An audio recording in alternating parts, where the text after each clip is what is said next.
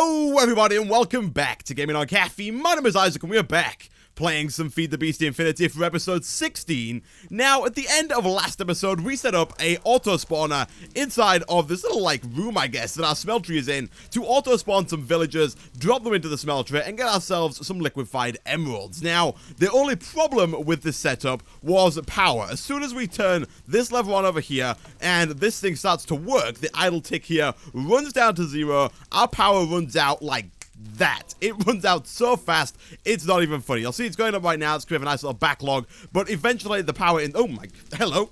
How are you doing today, Mr. Villager? You're supposed to spawn inside there, but that's fine. I mean, you can... Also, there's a problem with the villagers spawning outside. That's what we need to fix. I mean, kind of desperately need to fix. But anyway, you'll see the power is draining down. The power's out. We have no more power left in there. At which point, the grinder stops working, and the AE system usually stops working as well, which is really not acceptable, because at that point, once the AE system stops working, and where did you come from? I did not sign off on you leaving what is presumably the mob spawning room. My gosh. Some creepers are so rude. But anyway, at the point at which our ME system shuts down, we can no longer access any of our stuff, which is a real problem. So today, what we're going to start off with is making ourselves a big reactor, which is a mod that allows us to make, you guessed it, big reactors that allow us to generate redstone flux. Now, I will say before we get started, though, there was an update to the pack before I made this video. So the pack now includes thermodynamics, which is the mod that adds the fluid ducts, item ducts, and flux ducts, which are the energy conduits from thermal expansions. So we'll probably play around with those a little bit at some point in this episode as well. Now, this is also something I've gone ahead and done between this episode and last, and that is I've set up some barrels. Now, as of right now, these are not really doing anything. I can go ahead and show you this real quick. I also moved the lever to up there, so it was kind of just out of the way a bit. We could put more barrels down, and these are not hooked up to anything, so this chest is going to still get backed up from time to time, but hopefully, speaking of the conduits and stuff from thermodynamics, we should be able to test those out and get this automated, hopefully maybe by the end of the episode, if not in some future episodes very soon. So to get started with big reactors, we should probably go ahead and look up the recipes for big reactors. And what we're going to need is a few uranium fuel rods, some reactor casing, one reactor controller, a flexible amount of reactor control rods, at least one reactor power tap so that we can pull power out of the big reactor, and one reactor access port, and that is actually, I think, about it. Now, the main block, or the main sort of ingot / block in big reactors is the graphite bar, and then, by extension, the reactor casing. The reactor casing is made using 4 graphite bars, 4 iron, and then either some uranium or some uranium ingots. They're both made in a very similar way. If we were to go ahead and have a look in here, I'm not quite sure how we managed to do it, but we have some uranium and some uranium. I don't know. Actually, no, I do know why. When we spell it... Okay, backtrack. When we smelted up uranium, we got uranium. When we smelted up uranium, we got uranium. Sometimes when you smelt uranium in certain machines, you get uranium anyway. It's a bit weird, but either one of these will work in both the fueling of the big reactor and in the recipes. So if we were to go ahead and just dump all of that into there, as well as a butt ton of iron, because we are going to need lots of iron this episode, we should go ahead and do that. And if we look in this chest again, you'll notice we have some graphite bars. These are really easy to make. If I go ahead and click R while hovering over it, you can see that it's just burning charcoal or coal in a smeltery of some kind. So I went ahead and threw about 2 stacks in there. I'm actually going to go ahead and throw another stack in there real quick, because I'm pretty sure that even 2 stacks is not going to be enough. I also threw some in the alloy smelter just to kind of show you guys that it works in any furnace. So that's gone ahead and made us another stack. So if we were to go ahead and throw all of those into our ME system, go back to big reactors and make ourselves some reactor casing like that. I'm going to go ahead and make a stack. We should be good to get started. Now, I've decided that I'm going to put it about here. Let's see, how wide is this? This is 3 wide. That's kind of perfect. So I'm going to go ahead. I'm going to put that torch back down because I do not want mobs spawning back in here again. That would be absolutely horrible. Let's do something like that. There we go. No more mobs, which is good. F7 to get rid of that. And to start with, I like to make a 5x5 big reactor, which is kind of perfect here because the room we have here is 5x5, and it's also an odd number wide, which means this thing fits perfectly in the middle, which means my off-center dislike is not activated, I guess, is the only good word for that. So I'm going to go ahead, guys, here and dig out this little 5x5 hole, and I'll be back in a second.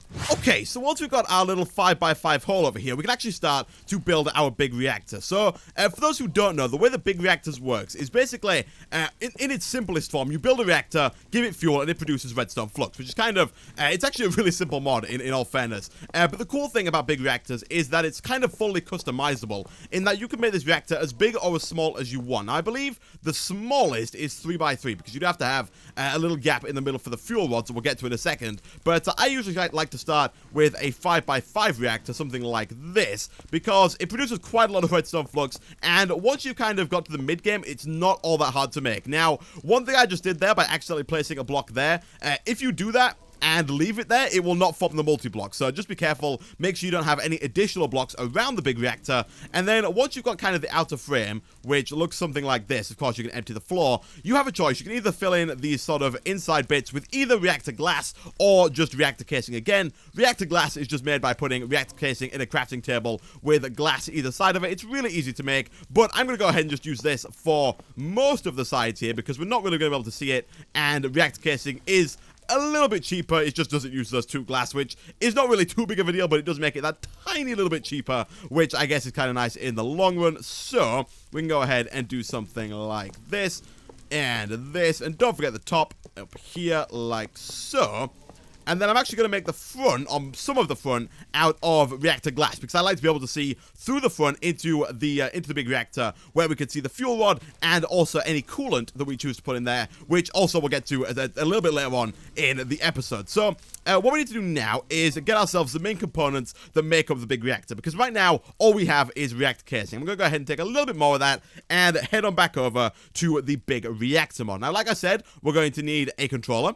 Fairly easy to make, some yellorium, some diamond, redstone, stuff like that. You only need 1 controller per big reactor, but if you're going to make more than 1, you do need obviously more than 1 controller. We need 1 reactor control rod, which looks something like that. We need 1 power tap, like I said earlier, to pull the power out. And then finally, we need 1 access port to put the fuel in. In this case, we are using yellorium as fuel. I'm actually pretty sure that's the only fuel you can use. But anyway, without further ado, we can take all of this. Do we have any glass? We do. So we can go ahead and make, I think, about... Actually, I'll just take all of that. Thank you very much. And then we'll go ahead and do something like this, and that should give us some reactor glass, which is exactly the same as reactor casing, apart from the fact that it's glass. That's like literally the only difference. So what I'm going to do here is place down the reactor rod the control rod first, not the rod control, here at the top. That's going to go there, and you can have as many of those as you want in the controller, and we'll kind of get to that a little bit in a little bit as well. But basically, the way this works is I'll do this actually while we're here. If I was to grab some control rods, like this guy, these yellorium control rods, and we're going to need 3. Like this. Basically, you can have as many of these as you want, and the more that you have of these inside your big reactor, the more yellorium you can put in, and the more power you'll get out. However, if you don't cool these rods, and by the way, these go like this. They go from the reactor controller down to the bottom of the big reactor. The more of these you have, the more yellorium you can store. However, if you don't cool them sufficiently, you're not going to get as efficient losing my words. You're not going to get as efficient my gosh.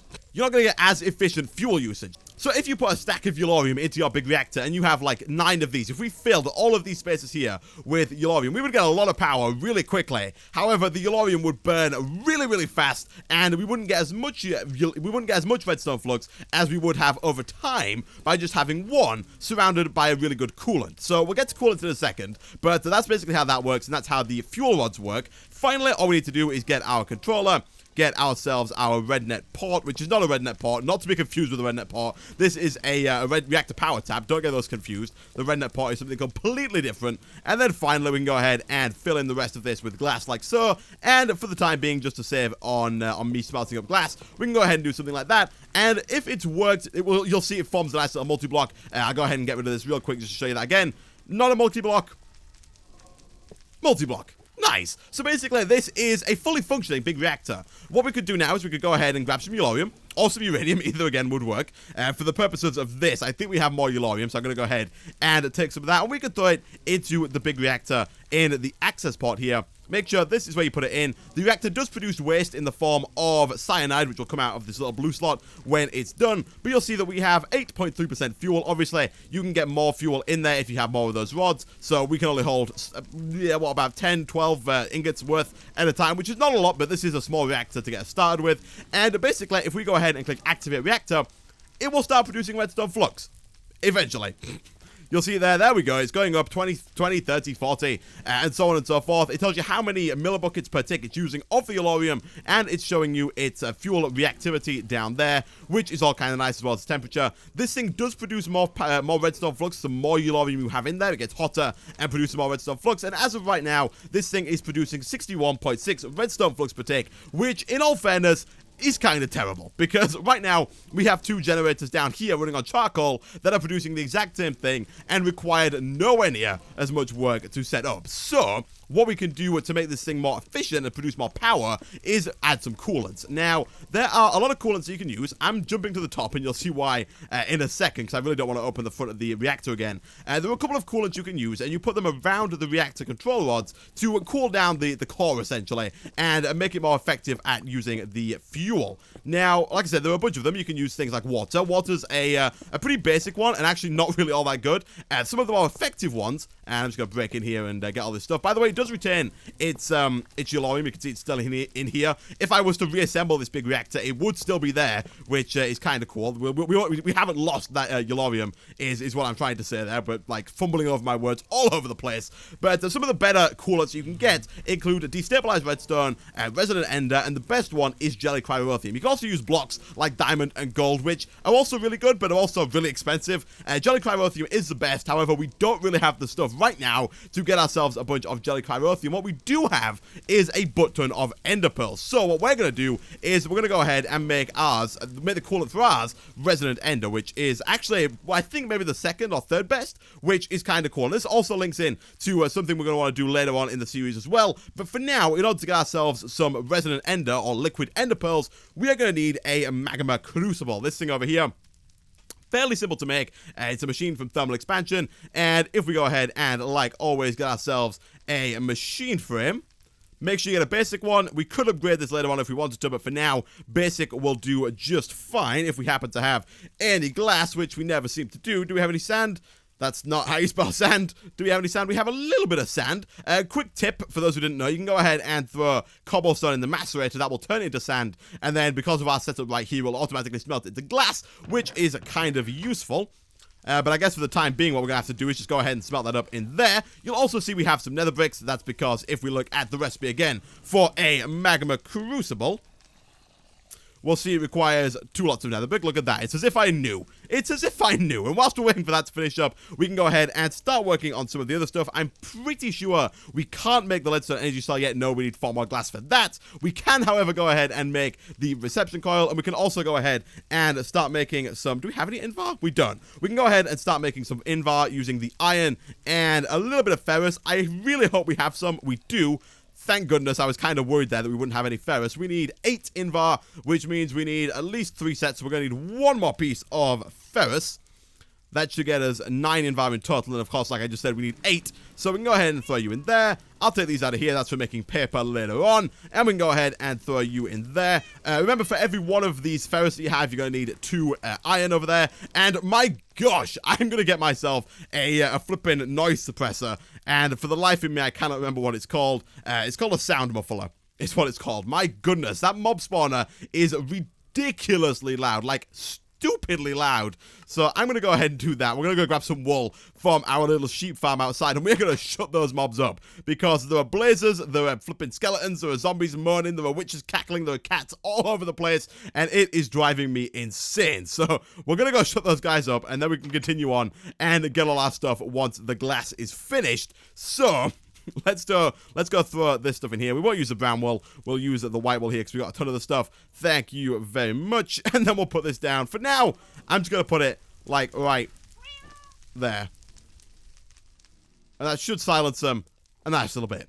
Whew, okay. We can hear again. We're not being bombarded by the flipping blazers. All right. let's go ahead and throw the glass back in there. We should now, I think, have enough to make the magma crucible. We, of course, need this guy, which requires a block of redstone, and that will allow us to make a leadstone energy cell frame. Throw you in there, get ourselves a machine frame of the basic variety, and then get ourselves some invar in a second. Once we have all of the stuff, I'll take you, and then do something like this.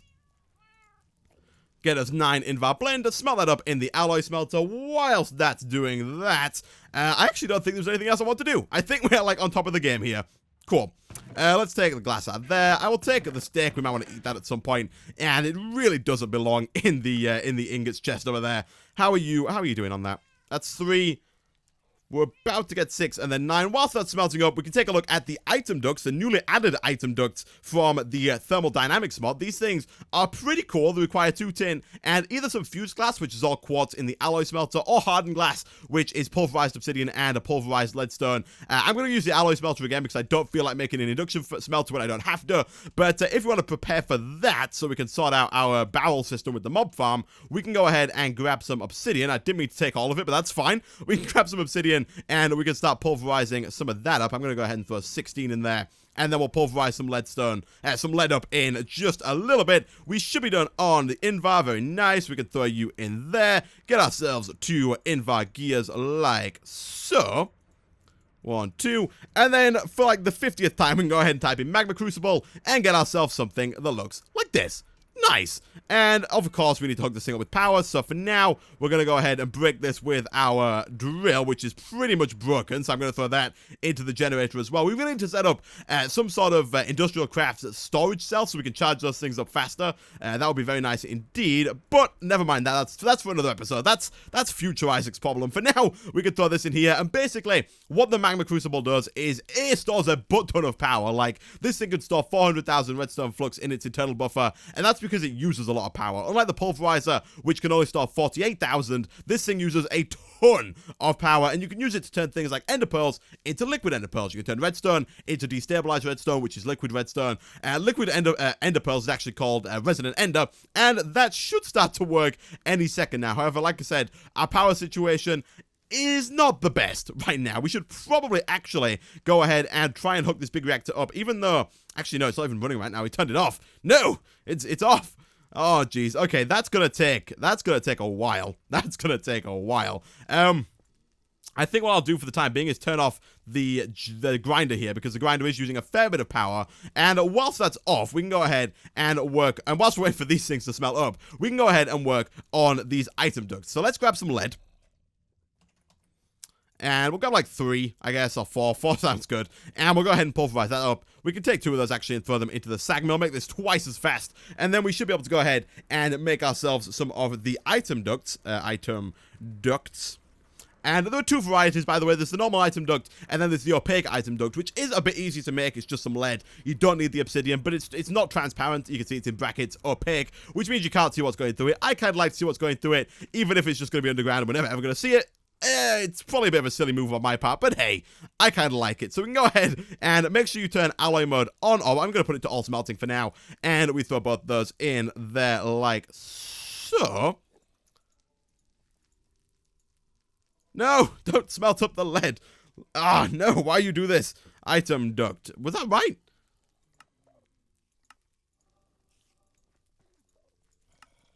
Yeah. Oh, no, we need... Oh, okay, we need lead ingots. All right, well, I guess in that case, then, it's a good thing that he gave us them back? Maybe? Possibly? I don't know. We wasted a little bit of power pulverizing the lead, but that's fine. We'll throw that back in there and grab... I think 3 should be enough for now, so we should be okay. How are you doing? We've got 1. One happened. Oh, jeez. Flipping. Whilst we should probably make a tank as well for that thing. We are going to need 9 buckets worth. This thing, I believe, can hold 8, but maybe it's 16.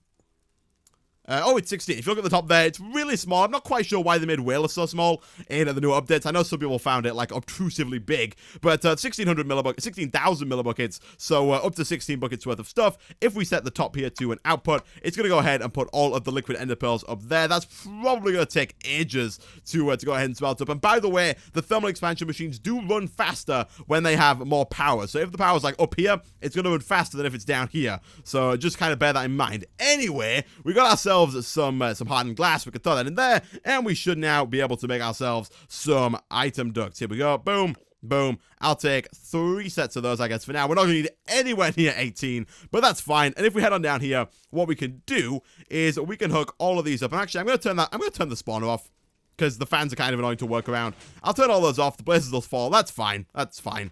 That's fine. There's an endermini down here. That's also fine. I mean, you know, everyone's welcome. And we can go ahead and set something up like this. There we go. And basically, what we're going to do is we're going to grab ourselves a server, and we're going to tell it to pull everything out of this chest, and it will try and go to the nearest barrel. So if it's got some bones, it should send them to the nearest place that accepts bones. And now my only issue is, actually, no, that should be fine. That should be fine. That should be fine. So if we go ahead and we'll just type in thermodynamics, actually.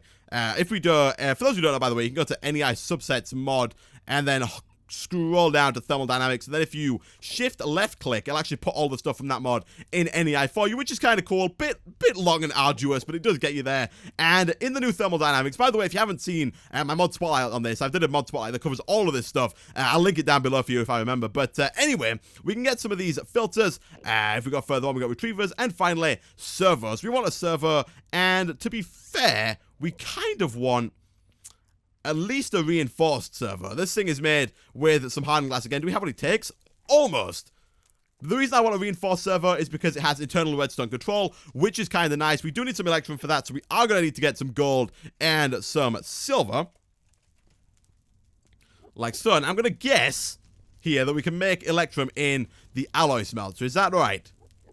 I think it is. I think the alloy smelter is coming to our rescue here. This thing is on its way. We've almost got a full bucket worth of ender. My gosh, that's going to take a while. But so we can grab those 2 electrum. And then if this guy would move out of the way, we can do something like this. Get ourselves 2 reinforced servos.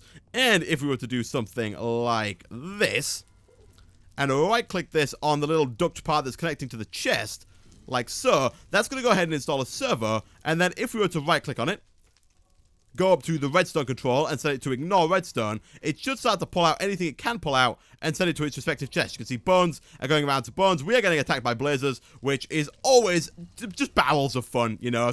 But basically, it's pulling out everything that it can pull out if it has a chest to send it to. And you'll see it's kind of pulling out bits and bops all over here. And what we're going to do, finally, what we're going to do is okay, what I would like to do eventually is have the trash can that we have over in that corner kind of up here somewhere so that we can send all of the stuff that we don't want into a trash can. The only problem is, the reason why I'm putting it up in the top corner first is because, like I just said, it tries to go to the nearest inventory. So if we were to put the trash can here and say something like string came out, it should still make its way towards string, but if we want to put like extra on this side or extra on this side, it just becomes a real pain. So what we'll probably end up doing is adding a couple more barrels somewhere along the line, because I do want some for these zombie brains from Thorncraft. I want some for the arrows, and that's kind of about it. I'm not too bothered about keeping the iron, the redstone, and the glowstone, although that would be kind of cool. We might even set up some retrieval nodes and an ME interface at some point to pull all that stuff in,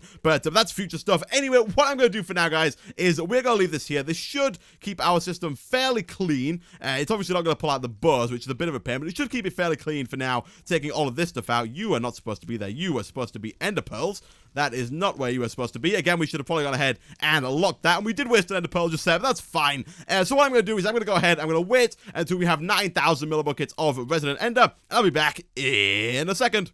Okay, so the resident ender isn't quite finished. It's just about halfway there, but what I've done is I've gone ahead and added some more barrels, so now I have barrels for everything that I want to keep. I decided to go ahead and keep some glowstone, because glowstone can be a bit of a pain to go find, and it would be nice to have just a little backlog over here. And what we can do now that I'm ready to get rid of all of this stuff here, everything that's in here now, I'm willing to throw away, because basically, if we don't throw this stuff away, it will end up blocking up this chest and not allowing us to automate the system like we are. So what we're going to do is we're going to go ahead and just dump everything that's not this stuff that comes out of this mob trap. And the way that we're going to do that is by setting up some more of these item conduits over here, like so. And then, like I said earlier, we're going to grab this trash can from all the way over here. And look at that. It's a good thing we got those sticks out earlier, isn't it?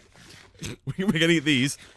And then if we take you, thank you very much. And like I said last episode, for those who didn't see it, I guess, this thing just deletes items from the world. And now, because this is the furthest thing away, you'll see that it's 1, 2, 3, 4, 5, 6, 7, 8 conduits away from the chest, and then everything else, like for instance, this barrel is only 1, 2, 3, 4, 5, 6, and the same for this one. 1, 2, 3, 4, 5, 6. They're only six conduits away, and this one's 8, so it will try and put it in any of these barrels before it sends it up here. But if we go ahead and put a chest up there, what it should start to do is pull out everything else. You can see now these bows are going, and our system should never be backed up again, even ever. Just never, ever. I was going to say until we get a barrel filled with something, but even then, all it will do after that is just start to bin them. If you can't put them into one of these barrels, it will bin them, because this inventory here will always be open. And there we go. Look at that. It was worth the transparent ones, wasn't it? It was worth that extra obsidian just to see those float through into the trash can. That is, in my opinion, pretty freaking awesome to look at, and we can go ahead and cover that up. And finally, one thing that I didn't actually cover in my mod spotlight that I'm kind of wishing I did now is the covers. You can actually cover up these conduits within the mod itself, thermodynamics, and the way that you do that is you go ahead and go to thermodynamics, I guess, and make yourself this thing here, the structural duct opaque. This thing is made with lead and lead nuggets. Look at that, I made it for us. Boom. We'll take that, and then do we have any spare stone? We do, and then I'm not sure if it works with chisel yet. It does, beautiful. Just combining the structural ducts with some stone bricks, or anything, any like block that you want to use. Look, it even works with Thermcraft. We can go ahead and get ourselves some covers, and then if we take those, we can just simply start to cover this thing up over here. Now, hopefully this will connect the texture, and it didn't, and my heart just broke a little bit inside. Oh, but still, it did cover it up, which I guess is not a terrible thing. I mean, it is kind of a terrible thing. I might have to adjust that at some point, but come on, it kind of works. And basically, what I'm going to do now, this thing is on 5,750 millibuckets. What I'm going to start to do is grab some buckets, and I'm going to start putting this stuff into the big reactor. I'm going to show you how I'm going to do it the first time, and then I'll probably go ahead and just speed it up, wait for this thing to finish, and do it a couple more times off camera. But basically what we're going to do is we're going to grab these buckets as they come through, and we're going to put them in each one of these top slots here. Remember to leave enough space to put the reactor casing back on top to close the thing up once you're done. But all we're going to do is we're going to grab enough of these like this over and over and over again until we fill up all. Now I think about it, I think we only need 8 slots surrounding this core here. Yeah, 1, 2, 3, 4, 5, 6, 7, 8 as opposed to 9. But yeah, I'm going to go ahead, I'm going to wait for this thing to finish. I'm going to do this over and over and over again, and I'll be back in a second. And finally, we take the last bucket of Resident Ender, throw it down right about there, and we now have a fully encased fuel rod here. So what we can go ahead and do is throw down the rest of our reactor casing. Again, we should see a nice multi-block form. Cool. And you'll also notice that I put 2 more reactor glass there just to make it nice and even. And if we go ahead and jump back in here now, you'll see just by default, it's not making any redstone flux because I haven't turned the reactor on yet. This is just residue from when it was on before. You'll notice it does still have its fuel, like I said. See, I wasn't lying. We're going to go ahead and throw all of this yellorium in there. That's going to fill it up. We're going to turn it on. Remember, before it was producing 60 redstone flux per tick. Now, it's producing over 1,000 redstone flux per tick. 1.3, almost 1.4, almost 1,500 redstone flux per tick, and that's opposed to 60. So that is the benefit of A, having a full reactor, and B, surrounding it with pretty much like, I don't know, what's that, 32 ender pearls? So a lot of ender pearls, I get it. It's pretty expensive, unless you happen to have a pretty nice mob farm, which does all the work for you. So we can go ahead and turn that thing back on. We can go ahead and hook this up to the power system. In fact, now that we are producing so much power, these conduits aren't good enough anymore. If we were to go ahead and look at the energy conduits we're using, they can transfer maximum 640 redstone flux per tick. So the fact that this thing's producing 1,400 means that we don't have enough. The conduits that we have are just not good enough. We need to upgrade our infrastructure if we want to be able to continue to actually utilize all of this power. So what we might have to do is change my conduits, and I might even go ahead and use some of the new ones from Thermodynamics. I know some people still prefer the ones from Ender.io, but I've been using these for like 4 months now since the update to 1.7, and I'm kind of interested to change it up and use some new stuff, even if they're not as good. So I'm going to go ahead and throw this stuff down like that. Are we missing some? I wonder if we can just do this. Can we like, nope. Okay, let's see. Let's get a little bit more stone. Fill this thing in. I'm actually going to go ahead and turn this back on as well now, because we should be able to get a bunch more villagers. We do need to make this thing bigger so we don't get the villagers spawning in the room with us. That's really not the best, but I think with that, guys, I'm going to end the episode there. There they are. I'm looking around in here for the flipping blocks, and they're just that right there in front of me. We can go ahead and do that. But yeah, thanks for watching. If you did enjoy the video episode, hit like. It does help out a ton. Leave a comment if you feel like leaving a comment. That also helps out as well, by the way. And I will see you guys next time. Oh, I can't do that. I can't leave that like that. We can't have that.